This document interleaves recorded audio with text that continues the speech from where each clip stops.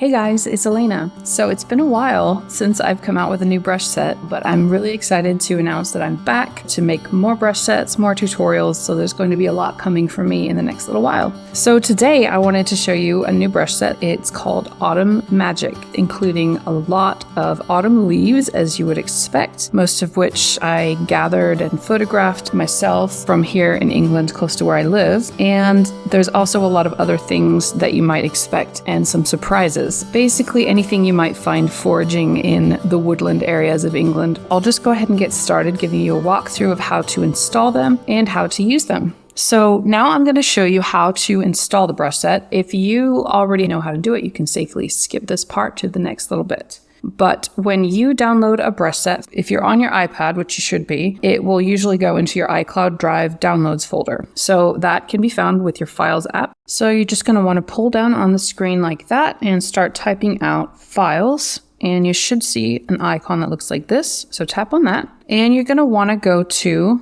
iCloud Drive Downloads. And when you've got this folder open, if you look for Autumn Magic by Elena Jensen.zip, you'll find it. Once you've found that, just tap on the zip file. So now we've got this nice new folder that's been unzipped. So we'll go ahead and tap into that. And you should have 3 files in there. You'll have the autumnmagic.brush set, which is all the brushes that are included in the set. You'll have autumnmagic.swatches, which is the swatches palette that you can use, and then there'll be a documentation as well. So in order to upload these into Procreate, we just need to tap on the file. So I'm going to tap on that, and you should see this little importing symbol, and it automatically has opened up Procreate. You can see it went straight from Files into Procreate there. So if you go to your brushes, you can scroll down and you'll see that it has been added at the top of your brushes. So I've already got it here because I've been working on it, but a new one loaded here. So I'm just going to go ahead and delete that since I've already got it loaded. Going back to the Files app, we're going to load the swatches now. So just tap on that. And so if you go to the dot up here, palettes, scroll to the bottom of your palettes, I have a lot. Then it should be down there at the bottom, and I'll delete that as well since I already have it. So now I'm going to just do a quick little walkthrough of what is included and how they're meant to be used. So we've got a section called Autumn Leaves, and this is just a section header. That's like what I like to do with my brush sets to keep them organized. So we've got about 21, I believe, different types of leaves, and of all of these, I've got both a dense and a sparse. Autumn Leaves 1 dense and Autumn Leaves 1 sparse is the same leaf shape. It's just a different configuration. So for instance, let's just choose one of the Autumn Magic colors here. So this is the dense one, and then this is the sparse one. So you can see that they have a different configuration, but they are the same. And something else with the leaves is if you want to use it like a stamp, you can also do that. And it will be a bit random. The color is a bit random. The size is a bit random. And I didn't want to make a stamp with each one because that was just going to, clutter this up, because you can very easily just use the dense version as a stamp like that. So we've got a lot of different kinds of leaves. That was number 2. Got a lot of different shapes. These are mostly collected by myself from my neighborhood and the forest close to where I live. There is a color variation in the leaf brushes. The colors that come out will be random according to the color that you've chosen. So for instance, this is kind of a warm, dark brown. So you can see here, I've got yellows and reds and browns in this. Whereas if I choose more of a desaturated brown here, or more of a grayish brown, it's going to be more of a muted color palette, more of an olive and pink type of look. But so you could experiment with these different colors and any colors that you like. You don't have to use the colors here. You can just choose whatever colors you want to and just kind of see what kind of colors come out. But just another note about the colors, if you go to the value tab and you want more variation, you can take the saturation up like that. Then you get a lot of bright colors. And if you want it more muted, just take the saturation down. So I'm just going to go back to my favorite brown here and show you a few more of these leaf brushes. I've tried to get quite a lot of variety in these brushes so that they don't all look the same, and you can use them in various ways. I'm looking forward to doing some tutorials. I've already recorded 1 or 2 at this point.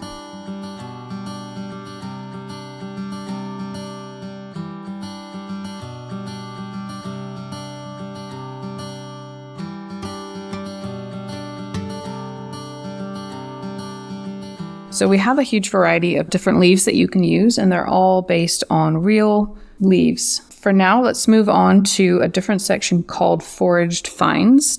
So this is basically everything else that's not a leaf. So we've got sticks and anything that has sort of a stamp preview like this instead of a brushstroke preview, then that means it's functioning as a stamp. And usually that also means that it will tilt with your pen as usual. If you're familiar with most of my stamps, you'll be familiar with that concept. And yeah, I've just got a couple different options. The sticks are good if you sort of change up the color a little bit. If you're going to have like a, do some sort of collage with some sticks. If you change the color a little bit, you can have a realistic look with like all of them being a slightly different color, which is kind of fun. I've also just added one called Multi-Sticks in here, which is just, it's kind of a fun, silly little one, but you can actually use it to make a wreath if you want, like this. Hold, tap, there you got your wreath. I've also got a mushroom.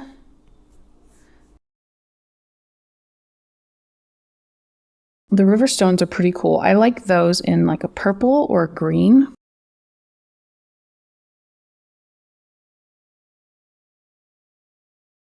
They're just varying in size. So we've got a couple of those. We've also got our maple seeds, or helicopters, as my kids like to call them. I'll just show you those. These ones, I debated whether or not these should be stamps, but I kind of wanted them to be scatter brushes because I wanted you to be able to, make them fall. Or like when you see one, you generally see quite a lot of them. You can, of course, also tap them on. And we've got a full helicopter as well.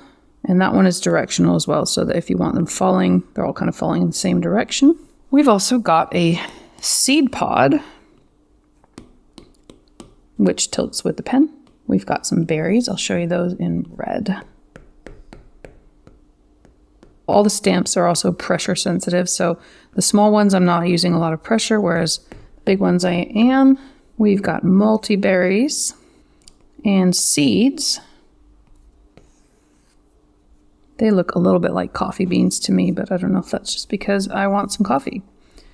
But we've also got some smaller ones and acorns. So I collected quite a few different acorns, and I debated whether these should be stamps or scatter brushes as well, but I went for scatter brushes because you can kind of do like a fun little line of acorns, or just like, spread them out like this. And because they are, all in the same brush stroke, they're more solidly on top of each other like that. Acorn number 5 is, I believe, my favorite. I just love that smooth sort of gradient on there. And then we've got one with the hat. I didn't do a lot with the hat because it doesn't work super well with the stamp. It's usually a different color. But you can actually recolor part of it if you want to with the utility brushes that I've included at the bottom. And then I've just got one called Multi-Acorns. This one's got some different color variation in it, as you can see. And another one. And one more. All right, then we've also got some pine cones.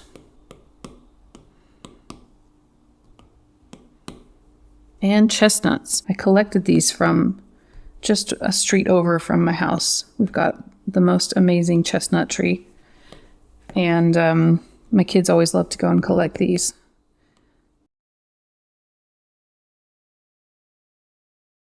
And then we've got our ginkgo leaf. Just a couple of these as well. And these are, once again, stamps that move with your brush. So now that brings us to our wood patterns. And this is, though not exactly something that's exclusive to autumn, it just seemed like it goes really well with this woody, woodland nature type of theme that we're going with here. So the wood has kind of an interesting brush head. It's not the usual pattern brush sort of shape, but I just thought it looked a bit more like wood to have kind of a jaggedy shape like this based on real wood. So anyway, it just works like a pattern brush. You can fill the whole page and make a background, or you can just do like a small piece of wood. You can choose. So we just have a couple of those different options.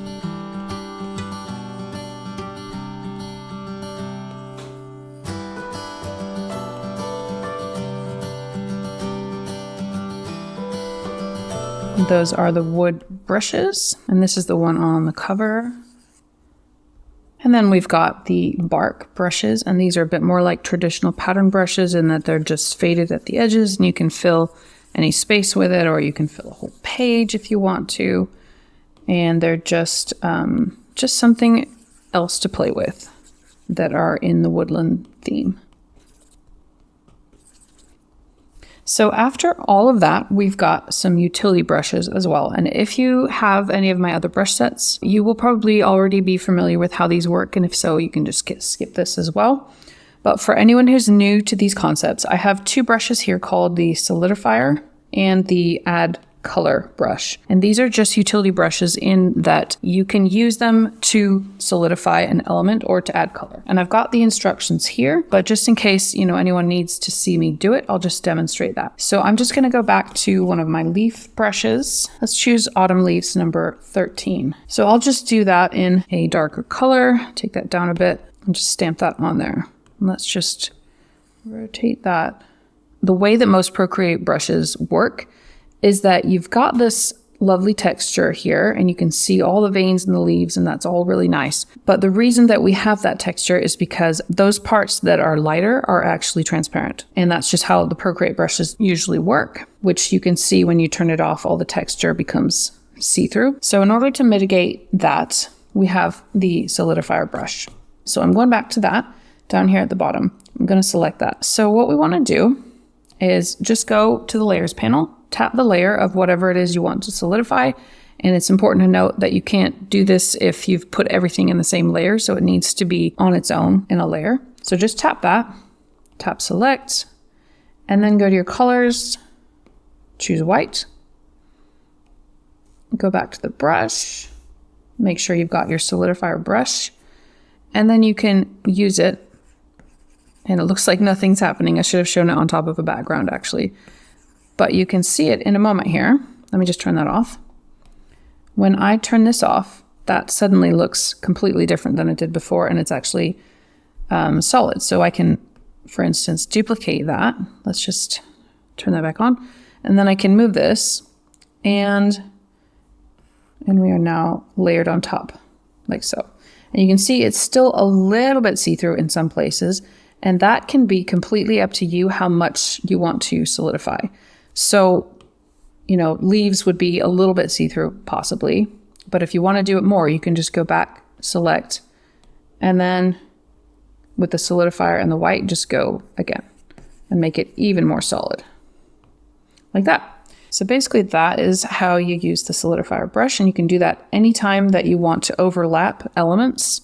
It's not necessary if you are working on a pure white background, for instance, or a light colored background, or if you just don't feel the need to use it. So it's only an optional way to be able to layer things. So the other utility brush that I wanted to show you is called Add Color, and it works kind of similarly, but instead of tapping Select on the layer, we would then tap Alpha Lock.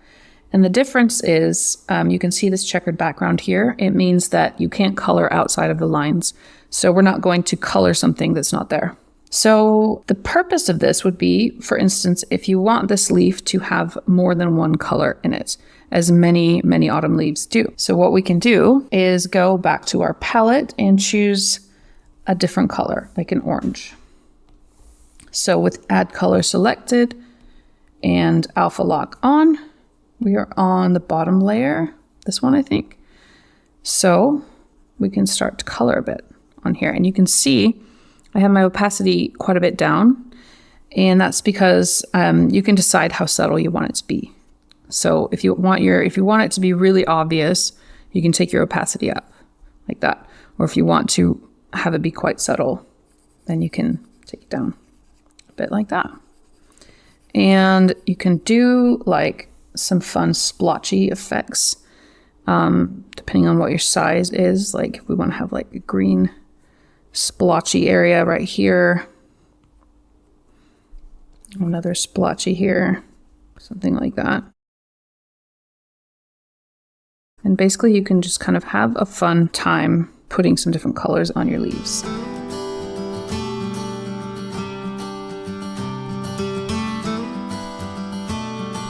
I'll just get rid of that extra one. Yeah, basically you can just keep going over the areas that you've done before, and it will take whatever color you've chosen, it will take that and add it to the area that you're drawing on. So that about wraps it up for my little demo of the new Autumn Magic brush set. So I hope that you found it helpful. I do have more tutorials coming of some different types of artwork that we can make with these brushes. And if you have any questions, please let me know, and I will see you next time.